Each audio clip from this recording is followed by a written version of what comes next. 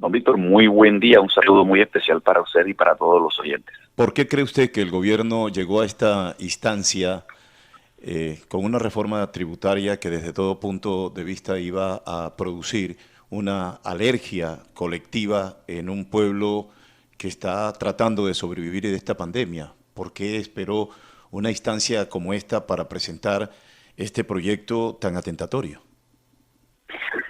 Bueno, no nos olvidemos que ya había habido un intento en el año 2018 de una reforma tributaria muy parecida y que de todas maneras pues se tomaron unas medidas que crearon, es decir, el hueco como tal, el hueco fiscal sí existe por efecto de esa malograda reforma, donde quedó, de acuerdo con un estudio que hizo el Observatorio Fiscal de la Universidad Javeriana, quedó un, entre comillas, hueco, ¿no?, fiscal de 9.5 billones por gabelas tributarias, exenciones que se dieron a algunas empresas. Ese hueco quedó allí y pues de alguna manera en este momento están entrando a cubrir parte de esa medida.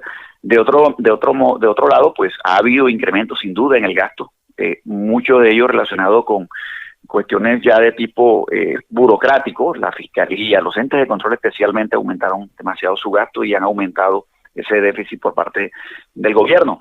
Y la deuda, el servicio de la deuda ha crecido ostensiblemente el último año, unos créditos que se destinaron precisamente al tema de la pandemia, que recordemos que fueron bastante cuestionados también la manera como se destinaron esos recursos. Entonces son factores que han aumentado el gasto, imprevisión por parte del gobierno y sin duda incremento injustificado del gasto.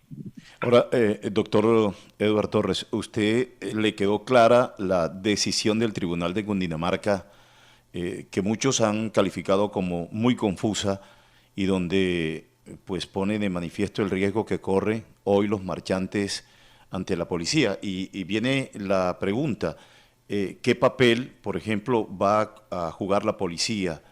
¿Contiene las marchas, las detiene? Eso que anoche se dio en la decisión del Tribunal de Cundinamarca vuelve más confuso el día de hoy.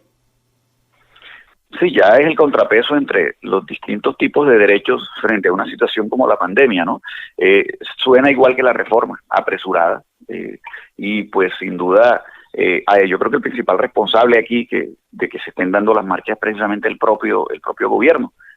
Lo más fácil para que no se den las marchas es retirar la reforma, y el gobierno pues se ha mostrado terco en esta situación. Ahora, entre el derecho a la protesta, que es un derecho constitucional, y el derecho a la salud, como lo que estamos viviendo hoy, en esos dos paralelos, ¿para dónde coger?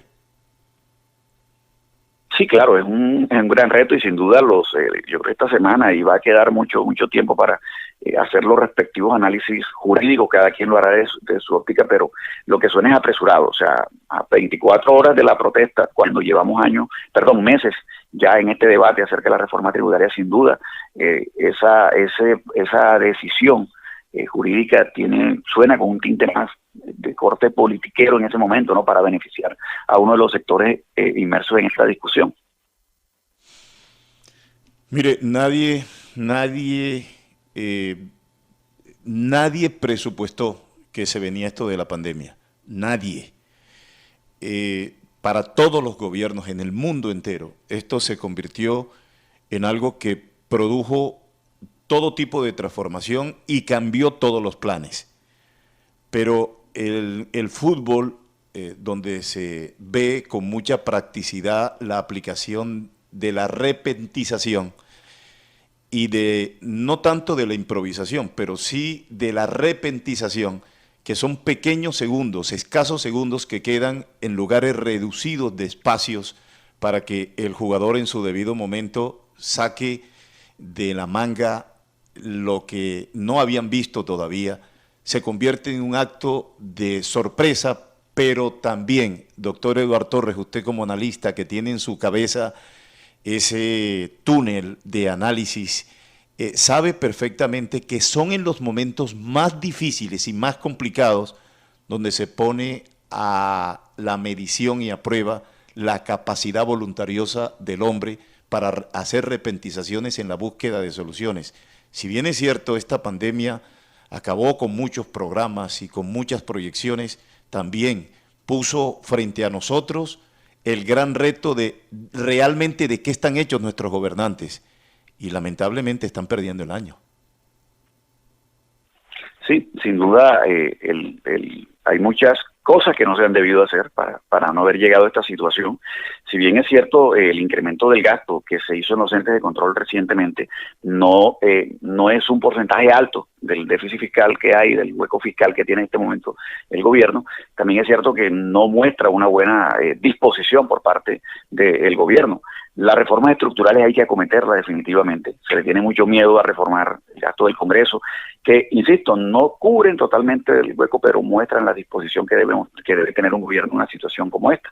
El tema creo que la gente lo siente más el engaño, ¿no? Ver que el gobierno, un presidente que dijo que no iba a incrementar los impuestos, los está incrementando. No nos olvidemos que esto ha sido una costumbre de don Víctor en los últimos gobiernos. No nos olvidemos de las palabras de Juan Manuel Santos cuando dijo que escribiría sobre mármol, sobre piedra, que no iba a subir los impuestos y terminó incrementándolos. Entonces ya es un engaño sistemático y digamos de alguna manera la clase política en un momento dado pues no le interesa porque es que siente, y es lo que vemos en la realidad, que la comunidad, esa indignación que está sintiendo de sentirse engañada, no la traslada luego a las urnas, porque termina votando de todas maneras por esos grupos políticos que en su momento los han engañado. En Pedraza, por ejemplo, en las últimas elecciones sacó mayor cantidad de votos el candidato que no le había hecho las vías a ese municipio. En Santa Marta ganó el candidato del grupo político que no ha logrado solucionar el problema del agua teniendo el gobierno de los últimos 10 años. En el banco, el político, el funcionario que no quiso llevar la universidad, sacó casi 8.000 votos en las últimas elecciones. Entonces, pues, una manera ilógica como la gente responde en elecciones, mientras, por otro lado, pues protesta por las medidas de esos gobernantes que ellos mismos eligen. Pero es allí donde viene la pregunta esperanzadora. Si bien es cierto que esto va a terminar con la generación de una línea política que la gente se siente defraudada por su comportamiento y sus decisiones en los momentos más críticos, realmente, ¿dónde está la otra generación? La generación esperanzadora, la generación que no viene de la clase pudiente, pero que tiene esa fortaleza espiritual y esas ganas de liderazgo. Sí existe, sí está apareciendo, sí después de la pandemia vamos a encontrar esa nueva generación política. Sí, nos encontramos un poco con algo de las dos cosas, ¿no? Digamos, un grueso de la población que ya está un poco más, digamos, más informado. El tema de redes contribuye mucho. Esperemos que en estas próximas elecciones, porque es que la política es la manera como la gente puede cambiar este tipo de cosas, pero también por el otro lado vemos cómo a veces este tipo de discusiones se quedan digamos, en una línea donde no se entra a profundizar en los argumentos. Entonces nos quedamos en el meme que insulta y eso no genera la cultura política suficiente para convertir posteriormente la indignación en un voto, ¿no? En la elección de un sistema distinto, en la elección de propuestas que cambien definitivamente esta problemática. Esperemos pues que esta vez sí se dé, ¿no? Pero ya ha habido casos anteriores, don Víctor, y yo creo que usted se ha dado cuenta, y sin embargo, cuando se eligen los representantes al Congreso, que en el Congreso es donde se toman al final estas decisiones, en este momento es lo que está salvando porque no ha pasado todavía la línea del Congreso, entonces que la gente le dé importancia a la hora de elegir congresistas. Pues entonces uno nota en este momento un silencio de parte para el caso del departamento del Magdalena, de los congresistas del Magdalena en este tema. Pero ¿quiénes los eligen a ellos? Pues los elegimos los mismos ciudadanos. Entonces esperemos que en esta elección que viene sí se tenga en cuenta la importancia de elegir personas que en un momento como esto le den la mano a la gente y voten de acuerdo con las necesidades de la gente y no pues con otro tipo de intereses, ¿no? Doctor Eduardo Torres, muchas gracias, muy gentil. Don Víctor, usted muchísimas gracias y un saludo muy especial.